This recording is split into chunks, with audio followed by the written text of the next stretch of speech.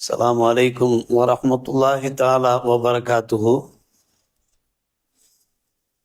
نحمده ونصلي على رسوله الكريم أما بعد فقد قال الله تعالى في كلامه القديم والفرقان المجيد. أعوذ بالله من الشيطان الرجيم.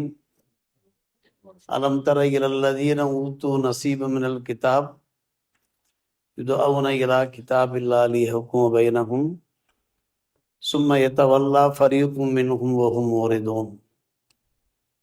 آمنا بالله صدق الله مولانا العلي العظيم.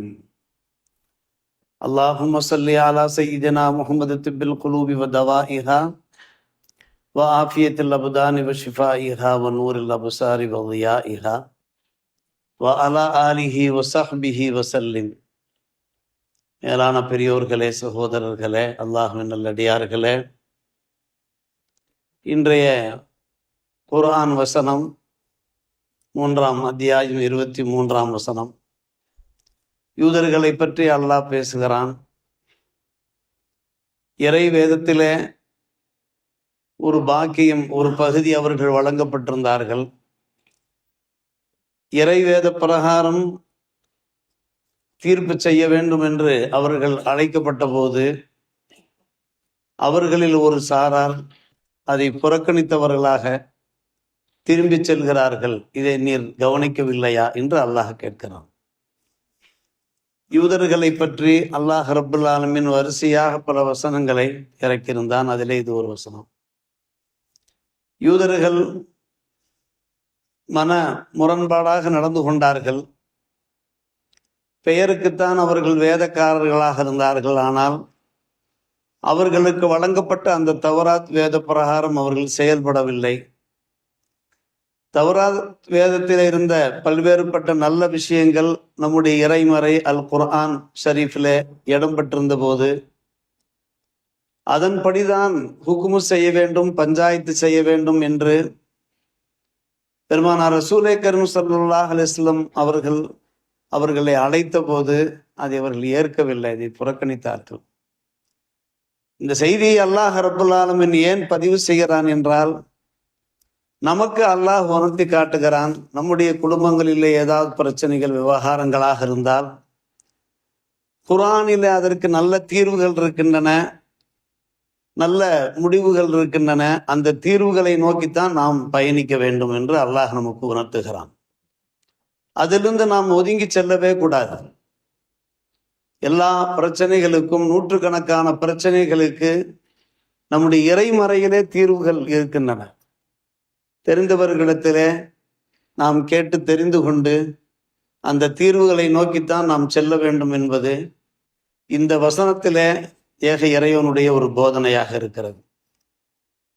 முக்கியமாக நாம் நம்பிக்கொண்டிருக்கிற ஒரு விஷயம் என்னவென்று கேட்டால், அல்லாஹ் ஒரு விஷயத்தை ஆகுமாக்கியிருந்தான் என்றால், ஹலாலாக்கியிருந்தான் என்றால் அதிலே நமக்கு பயன் இருக்கும், நன்மை இருக்கும். ஒன்றை பயன்படுத்தக்கூடாது, உபயோகிக்க கூடாது, அனுபவிக்க கூடாது என்று அல்லாஹ் தடுத்திருந்தான் என்றால் அதிலே நமக்கு கெடுதி இருக்கும், தீங்கு இருக்கும். அதன் காரணமாகத்தான் அவன் தடுப்பான். அதன் பக்கம் நெருங்க வேண்டாம் என்று அல்லாஹ் நமக்கு அறிவுறுத்துவான். நாம் பல விஷயங்களை பார்க்கிறோம். ஏவல் விளக்கல் இருக்கிறது. பல விஷயங்களை அல்லாஹ் ஏவிருக்கிறான். ஏவிருக்கிறான் என்றால் அந்த ஏவலிலே நமக்கு பயன்கள் இருக்கும், நன்மைகள் இருக்கும். தடுத்திருக்கிறான் என்றால் அந்த தடைகளிலே நமக்கு பல்வேறுபட்ட தீங்குகள், பல்வேறுபட்ட விபரீதங்கள் இருக்கும். அதன் காரணமாக அல்லாஹ் தடுத்திருப்பான். எனவே நாம் என்ன செய்ய வேண்டும்? நம்முடைய வாழ்க்கையில ஏற்படுகிற பல்வேறுபட்ட பிரச்சனைகளுக்கு இறைமறையிலே என்ன தீர்வுகள் இருக்கின்றன என்று நாம் தேடி பார்க்க வேண்டும். குடும்ப பிரச்சனைகளுக்கு மட்டுமல்ல, பொருளாதார பிரச்சனைகள், நாட்டு பிரச்சனைகள், தேச பிரச்சனைகள், உலக பிரச்சனைகள், பல்வேறுபட்ட பிரச்சனைகளுக்கெல்லாம் இறைமறையிலே தீர்வுகள் இருக்கின்றன. அதை நாம் விவரித்து சொல்ல வேண்டிய நேரம் இல்லை. அன்பு சகோதரர்களே, பல விஷயங்கள் இருக்கின்றன. அதிலே ஒரு உதாரணத்திற்கு நாம் சொல்லுவோம். நம்முடைய இறைமறையிலே குடிக்கக்கூடாது என்று தடுக்கப்பட்டிருக்கிறது. அதனுடைய விபரீதம் நமக்கு தெரிந்த ஒரு விஷயம்தான். சூதாடக்கூடாது, காரணம், சூதாட்டத்தின் காரணமாக மிகப்பெரிய பொருளாதார இழப்பை நாம் சந்திக்க வேண்டிய நிலை உண்டாகும். இன்றைக்கு பகலில ஒரு பேரறிஞர் நம்மிடத்திலே பேசுகிறார். அவருடைய புதல்வர் இறந்து போகிறார். அவர் இறக்கிற போது பல லட்சங்கள் கடனாளியாக இறந்து போகிறார். இதன் காரணமாக அவர் பேரில் உள்ள வீட்டை விற்று அந்த கடனை அடைக்க வேண்டிய நிலை ஏற்பட்டது. எப்படி அவர் கடனாளியாக ஆனார்னு நான் அந்த பேரறிஞரிடத்திலே கேட்டேன். சொல்லுகிறார்கள், இப்படி விளையாட்டு தான், ரம்மி விளையாட்டுகள் தான், சூதாட்டங்கள் மூலமாக பல லட்சங்களை இழந்து விட்டான் என்று, எப்படிப்பட்ட விளையாட்டுக்களை அவன் விளையாடினான் என்பதை அவர்கள் விவரித்தார்கள். அருமை சகோதரர்களே, வேதனையிலும் வேதனையான ஒரு விஷயம். எனவே சூதாட்டம் மூலமாக நமக்கு எந்த அளவுக்கு பொருளாதார பாதிப்பு ஏற்படுகிறது. எனவேதான் அதையும் அல்லாஹ் தடுத்தான், ஹராமாக்கினான். பிணத்தை சாப்பிடக்கூடாது, மையத்தை சாப்பிடக்கூடாது என்று அல்லாஹ் ஏன் தடுத்தான்? ஒரு ஆடு செத்து போய்விட்டது, ஒரு மாடு செத்து போய்விட்டது, ஒரு காடை கவுதாரி செத்து போய்விட்டது. செத்து போன மையத்தை நாம் சாப்பிடக்கூடாது. சாப்பிடக்கூடியவர்கள் சாப்பிட்டு கொண்டிருக்கிறார்கள். இஸ்லாமியருக்கு அது தடுக்கப்பட்டிருக்கிறது. என்ன காரணம்? ஆம், ஒரு பிராணி செத்து போய்விட்டால் ஏதாவது நோய்களால் செத்து போயிருக்கும். அந்த நோய்கள் நம்மை தொற்றிவிடக்கூடாது. அந்த பிராணியிலே அந்த இரத்தம் உறைந்து போயிருக்கும். காரணம், அது அறுக்கப்படவில்லை, இரத்தம் வெளியாகவில்லை. அந்த இரத்தத்திலே அந்த வியாதி ஒன்றி போயிருக்கும், தொற்றி போயிருக்கும். அதை நாம் சாப்பிட்டால் நம்முடைய நிலைமை என்ன ஆவது? இதனால் தான் அல்லாஹ் ரப்புல் ஆலமீன் மையத்தை சாப்பிடாதீர்கள், பிணத்தை சாப்பிடாதீர்கள் என்று அல்லாஹ் தடுத்தான். இதெல்லாம் ஒரு உதாரணம் தான். இஸ்லாமிய மார்க்கத்துல எதெல்லாம் ஹராமாக்கப்பட்டிருக்கிறதோ அதில் நமக்கு கெடுதிகள் இருக்கிறது, தீங்குகள் இருக்கிறது. எது ஹலாலாக்கப்பட்டிருக்கிறதோ அதில் தான் நமக்கு பயன்கள் இருக்கிறது, நன்மைகள் இருக்கிறது. எனவேதான் முன்னோர்கள் நல்லோர்கள் குர்ஆனை ஆராய்ந்து பார்த்தார்கள், சிந்தித்து பார்த்தார்கள். இப்னு மஸ்ஊத் ரலியல்லாஹு அன்ஹு அவர்கள் கூறுகிறார், முக்கியமான ஒரு விஷயம். நாங்கள் ஒரு 10 ஆயத்துக்கள் ஓதுவோம், அதுல உள்ள மானிகளை, ஞானங்களை நாங்கள் கற்றுக்கொள்வோம், கற்றுக்கொண்டு அதன் பிரகாரம் அமல் செய்வோம். அதற்கு பின்பு அடுத்த 10 ஆயத்துக்களை நாங்கள் ஓத துவங்குவோம் என்று சொல்கிறார். ஒரு 10 ஆயத்துக்களை ஓதி அதுல என்ன ஞானங்கள் இருக்கிறதோ, என்ன அறிவுரைகள் இருக்கின்றனவோ அதை வாழ்க்கையிலே கடைபிடிப்போம். அதற்கு பின்பு 10 ஆயத்துக்களை கற்றுக்கொள்வோம் என்கிறார்கள் ஹஜ்ரத் அப்துல்லா பின் மஸ்ஊத் ரலியல்லாஹு அவர்கள். குர்ஆன் ஓதப்படுவதற்கு மட்டுமல்ல, செயல்படுவதற்கும் குர்ஆன். எனவேதான் ஒரு முறை ஃபுதைல் இப்னு இயாத் ரஹ்மத்துல்லாஹி அலைஹி அவர்கள் சொன்னார்கள், சில பேர் விளங்கி கொண்டிருக்கிறார்கள் குர்ஆன் ஓதினால் போதும், அந்த அமலே போதும் என்று. அந்த அமலுக்கு நன்மை இருக்கிறது, ஆனால் அது மட்டும் போதாது. அமல் செய்வது என்றால் என்ன என்று ஃபுதைல் இப்னு இயாத் ரலியல்லாஹு அன்ஹு இடத்திலே திரும்ப கேட்டார்கள். அமல் செய்வது என்றால் என்னவா? அதுல என்ன ஹலாலோ அதை வாழ்க்கையில கடைபிடிக்க வேண்டும், என்ன ஹராமோ அதிலிருந்து ஒதுங்கி நிற்க வேண்டும். குர்ஆனிலே உள்ள அறிவுரைகள் பிரகாரம், அறவுரைகள் பிரகாரம் நாம் செயல்பட வேண்டும். அதுதான் உண்மையான கிராத்தாக அமைய முடியும் என்றார்கள் ஃபுதைல் இப்னு இயாத் ரஹ்மத்துல்லாஹி அலைஹி அவர்கள். குர்ஆனிலே எல்லா பிரச்சனைகளுக்கும் தீர்வுகள் இருக்கின்றன. அருமை சகோதரர்களே, பெரியவர்களே, இன்றைய காலகட்டத்திலே பல பிரச்சனைகள் நடைபெற்றவாறு இருக்கிறது. ஒரு வீட்டிலே ஒரு பிள்ளையை தத்தெடுத்து வளர்க்கிறார்கள் என்றால், தத்தெடுத்து வளர்க்கின்ற அந்த சுவீகார பிள்ளைகளுக்கு சொத்திலே பங்கு உண்டா என்று கேட்டால், இஸ்லாமிய ஷரியத்திலே என்ன இருக்கிறது? அந்த பெற்றோர் உயிரோடு இருக்கிற போது தாம் வளர்த்த பிள்ளைகளுக்கு எவ்வளவு எழுதி வைத்தாலும் தகும், அது அவர்களுக்கு சொந்தமாகும். ஆனால் இறந்து போய்விட்டால் தத்து பிள்ளைகளுக்கு, எடுத்து வளர்த்த பிள்ளைகளுக்கு சொத்திலே பாகம் கிடையாது. ஷரியத்திலே அதற்கு தீர்வு இருக்கிறது. அருமை சகோதரர்களே, பெரியவர்களே, ஒவ்வொரு பிரச்சனைக்கும் அதிலே நம்முடைய அல் குர்ஆன் ஷரீஃபிலே தீர்வு இருக்கிறது. ஃபத்வாக்கள் நிறைய கேட்கிறார்கள். பெண்களுக்கு ஆண்களுக்கு சமமாக பாகம் கொடுக்க வேண்டியதானே? ஒரு வீட்டிலே ஒரு தந்தை ஒரு தாய் இறந்து போய்விட்டார்கள் என்றால், பெற்றோர் மூலமாக பிள்ளைகள் வாரிசுகளாக ஆகிறார்கள் என்றால், மகனுக்கும் மகளுக்கும் ஒரே மாதிரி பங்கு கொடுக்க வேண்டியதானே என்றானால், அல் குர்ஆன் ஷரீஃபிலே அதற்கு தீர்வுகள் காணப்படுகிறது இல்லை. ஆண்மகனுக்கு 2 மடங்கு, பெண் பிள்ளைக்கு 1 மடங்கு தான். என்ன காரணம்? அதற்கான காரணம் இருக்கிறது. படைச்ச ரப்புல் ஆலமீன் அஹ்கமுல் ஹாக்கிமீன், அவன் அறிந்திருக்கிறான், அத்தனை விஷயங்களையும் அறிந்திருக்கிறான். ஒவ்வொரு குடும்பத்திலையுமே பொறுப்புதாரிகள், சுமை தாங்கியல் ஆண்கள் தான். பெற்ற பெண் மக்களாக இருக்கட்டும், மனமுடித்த மனைவியாக இருக்கட்டும், பெற்ற தாயாக இருக்கட்டும், கூட பிறந்த சகோதரிகளாக இருக்கட்டும், அவர்களுக்கு பொறுப்பு இருக்கக்கூடியவர்கள் ஆண்கள் தான். அர்-ரிஜாலு கவ்வாமுன அலன் நிசா, குடும்பத்திலே நிர்வாகம் செய்ய தகுதி படைத்தவர்கள் ஆண்கள். அப்படியானால் ஆண்களுக்கு தான் 2 மடங்கு பாகம் தர வேண்டும் என்று நம்முடைய மார்க்கம் சொல்லுகிறது.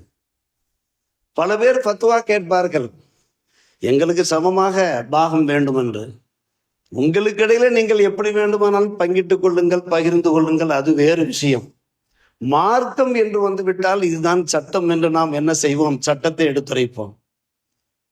ஒரு காலத்திலே முஹம்மடன் லா என்று சொல்லப்படக்கூடிய ஷரிய சட்டங்களுக்கு அவ்வளவு பெரிய மதிப்பு மரியாதை இருந்தது. ரிஜிஸ்டர் ஆபீஸுகளில் ரிஜிஸ்டர் செய்வதாக இருந்தாலும் கூட மதரசாக்களில் சென்று ஃபத்வாக்கள் வாங்கி கொண்டு வாருங்கள். யாராருக்கு என்னென்ன பாகம் என்பதை மதரசாக்கள் உறுதிப்படுத்தியதற்கு பின்னால் தான், சிக்னேச்சருக்கு பின்னால் தான் நாங்கள் பத்திரம் பதிய முடியும் என்று நம்ம மதரசாவுக்கு அனுப்பி கொண்டிருப்பார்கள். இப்போதும் அனுப்புகிறார்கள், அது வேறு விஷயம். நம்முடைய இஸ்லாமிய மார்க்கத்தில பாக பிரிவினை சட்டங்களை யார் யாருக்கு என்னென்ன பாகங்கள் என்பது விலாவாரியாக எடுத்துரைக்கப்பட்டிருக்கிறது. சமீபத்திலே ஒரு கேள்வி வந்தது. கணவன் மனைவி திருமணம் முடித்து விட்டார்கள், இருவருக்கும் இடையிலே தாம்பத்தியம் ஏற்படவில்லை, மகர் உடைய சட்டம் என்ன என்று கேட்டார்கள். குர்ஆனிலே தீர்வு இருக்கிறது. தாம்பத்தியம் ஏற்படாவிட்டால் நிஸ்ஃபுல் மகர் தான், அந்த பெண்ணுக்கு பாதி மகர் தான் என்று குர்ஆனிலே இருக்கிறது. தாம்பத்தியம் ஏற்பட்டிருந்தால் முழு மகர் கொடுத்து விட வேண்டும் என்று. உடனே பஞ்சாயத்தார்கள், நிர்வாகஸ்தர்கள், அவர்கள் வாயிலிருந்து அல்லாஹ் ரப்புல் ஆலமீன் அந்த சட்டத்தை வெளிப்படுத்தினான். சம்பந்தப்பட்டவர்களும் அதை சந்தோஷமா ஏற்றுக்கொண்டு விட்டார்கள். எப்போது குர்ஆனுடைய சட்டமோ அந்த குர்ஆனுடைய சட்டத்திற்கு செவி சாய்த்துத்தான் ஆக வேண்டும் என்று. எத்தனை பிரச்சனைகள் வந்தாலும் நம்முடைய இறைமறையிலே யூதர்கள் ஏற்க மறுத்தார்கள். அல்லாஹ் ரப்புல் ஆலமீன் 3:23 அத்தியாயத்திலே யூதர்கள் அந்த கிதாபினுடைய தீர்ப்பின் பக்கம் நீங்கள் வாருங்கள் என்று அழைக்கப்பட்ட போது அவர்கள் புறக்கணித்து போய்விட்டார்கள் என்று அல்லாஹ் சொல்லுவதற்கு நோக்கம் என்ன? நீங்கள் அப்படி புறக்கணித்து விடாதீர்கள். இறைமறையில என்ன சட்ட திட்டங்களோ அந்த சட்ட திட்டங்கள் பிரகாரம்தான் நீங்கள் செயல்பட வேண்டும் என்று. சமீபத்திலே ஒரு 4-5 ஆண்டுகள் இருக்கும், அருகே இருக்கக்கூடிய இஸ்லாமிய ஊரிலே ஒரு முஸ்லிம் குடும்பத்திலே 100கணக்கான பவுன் திருடப்பட்டது, சவரன் திருடப்பட்டது, திருட்டு போய்விட்டது. அது போலீஸ் கேஸ் வரை செல்ல வேண்டியது. அந்த குடும்பம் தம்முடைய குடும்ப மரியாதையை காப்பாற்றுவதற்காக வேண்டி அவர்கள் செல்லவில்லை. அதை அப்படியே மூடி மறைத்தார்கள். ஊரெல்லாம் செய்தி பரவிருந்தது. பின்னணியில் இருக்கக்கூடியவர்கள் யார் என்று கேட்டால் முஸ்லிம் அல்லாதவர்கள்.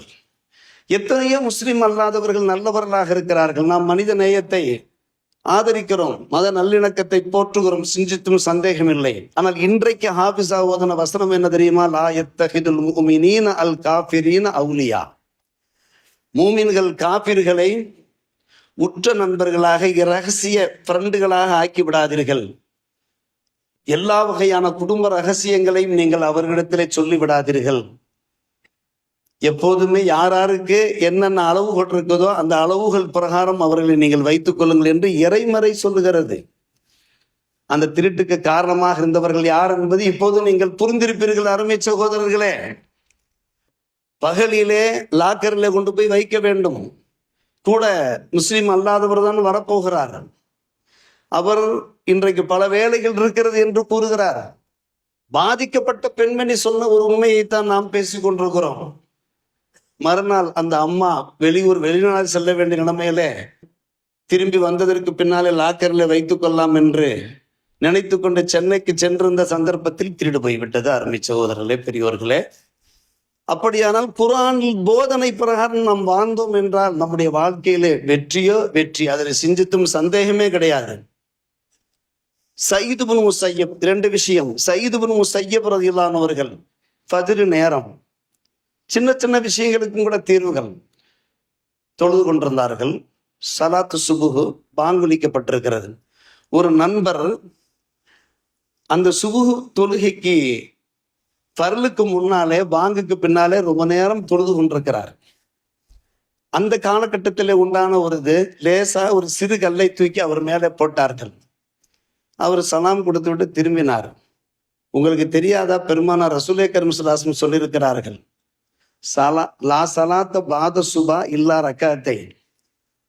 நிதா பாங்கு சொல்லப்பட்டு விட்டாலே சுபுகனுடைய பரலுக்கு முன்னாலே 2 ரக்காத்து தவிர வேறு தொழக்கூடாது என்று பெருமானார் சொல்லியிருக்கிறார்கள். தெரியாதா?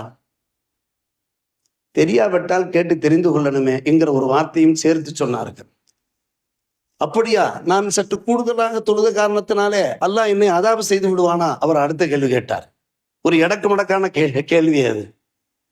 அதிகமாக நான் தொழுத காரணத்தினாலே என்னை அல்லாஹ் நரகத்தில் கொண்டு போய் தள்ளி விடுவானா? கேள்வி கேட்டார். இல்லை, அல்லாஹ் அதாபு செய்ய வாய்ப்பு இருக்கிறது. ஒரு சுன்னத்தை நீ விட்டால் அதற்கு அல்லாஹ் அதாபு செய்ய வாய்ப்பு இருக்கிறது. இது சுன்னத். பெருமானார் ரசூலே கரீம் ஸல்லல்லாஹு அலைஹி வஸல்லம் அவர்கள் போதித்த ஒரு போதனை.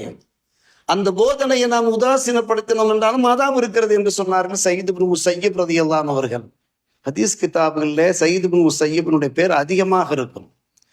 குர்ஆனுடைய போதனைகள் இருக்கின்றனவே, நாம் வெறுமன குர்ஆனை ஓதினால் மட்டும் போதாது. குர்ஆன்ல என்ன அறிவுரைகள் இருக்கிறது, என்ன வழிகாட்டுதல்கள் இருக்கிறது, வாழ்க்கையில கடைபிடிக்க வேண்டுமே. நம்முடைய உலமாக்கள் ஹாஃபிஸாக்கள் அடிக்கடி சொல்லக்கூடிய ஒரு போதனை தானே, லன் தனாலுல் பிர்ர ஹத்தா துன்ஃபிகு மிம்மா துஹிப்பூன். இதோ ஹாஃபிஸா ஓத போகிறார்கள். அந்த வசனம் இறங்கிய மாத்திரத்திலேயே அபூ தல்ஹா ரலியல்லாஹு அன்ஹு அவர்கள் பெருமானார் ரசூலே கரீம் ஸல்லல்லாஹு அலைஹி வஸல்லம் வேகமாக வந்து, யா ரசூலல்லாஹ், இதோ மஸ்ஜித் நபவிக்கு எதிரே ஒரு அழகான பேரித்தம் தோட்டம் இருக்கிறது, பைருஹா என்கிற தோட்டம். அது உங்களுக்கு பிரியமான ஒரு தோட்டம். காரணம், பெருமானார் ரசூலே கரீம் ஸல்லல்லாஹு அலைஹி வஸல்லம் அவர்கள் அடிக்கடி அந்த தோட்டத்திற்கு சென்று அங்கே இருக்கக்கூடிய அந்த தண்ணீர் மதுரமாக இருக்கும், இனிப்பா ஸ்வீட்டாக இருக்கும், அதை அருந்துவார்கள்.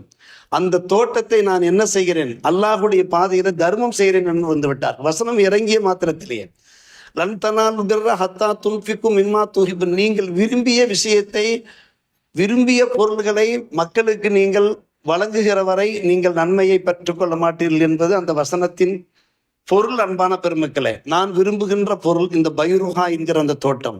நான் அல்லாஹ்வுடைய பாதையிலே அதை நான் வக்ஃப் செய்கிறேன் என்று சொன்ன போது உடனே பெருமானார் ரசூலே கரீம் ஸல்லல்லாஹு அலைஹி வஸல்லம் சொன்னார்கள், உங்களுடைய குடும்பத்திலே, உங்கள் உற்றார் உறவினர்களிலே ஏழை எளியவர்கள் இருக்கிறார்கள், அவர்களுக்கு நீங்கள் பகிர்ந்து கொடுத்து விடுங்கள் என்று சொன்னார்கள். அக்ரபீன் இருக்கிறார்கள், பனி அம்மிக்கு இருக்கிறார்கள், அதையும் ஏற்றுக்கொண்டார்கள்.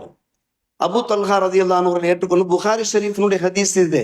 என்ன செய்தார்கள், தங்களுடைய உறவினர்கள் யார் ஏழை எளியவர், அது பல லட்சம் பெருமானம் உள்ள ஒரு தோட்டம். அதே போன்று பனி அம்மி தங்களுடைய செச்சா பசங்க நிறைய பேர் என்ன செஞ்சாங்க, ஏழை, அவங்களுக்கு அதை எடுத்து கொடுத்து விட்டார்கள். பெருமானார் ரசூலே கரீம் ஸல்லல்லாஹு அலைஹி வஸல்லம் அவருடைய அந்த ஹதீஸ், நீண்ட ஹதீஸ், அருமை சகோதரர், தாலிக மாலுன் ராபிஹு ராயி என்றெல்லாம் அந்த ஹதீஸ்ல பல்வேறுபட்ட நல்ல வார்த்தைகள் வருகின்றன. ஆம், குர்ஆன் என்பது ஓத மட்டுமல்ல, வாழ்க்கையில செயல்படுத்தவும் தான். யூதர்கள் இருக்கிறார்களே, அவர்கள் புறக்கணித்து போனார்களே, அதே போன்று இஸ்லாமியர்களே, அல்லாஹுடைய திருத்தூதருடைய உம்மத்துமார்களே, நீங்களும் அப்படி சென்று விடாதீர்கள். வெறுமன ஓதினால் மட்டும் போதாது, ஓதுவதில் நிச்சயமாக நன்மை இருக்கிறது, ஒவ்வொரு ஹர்ஃபுக்கும் நன்மை இருக்கிறது.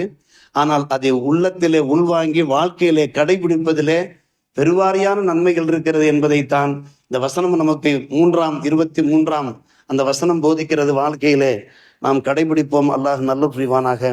வாஹிர் தாவானா அல்ஹம்துலில்லாஹி ரப்பில் ஆலமீன்.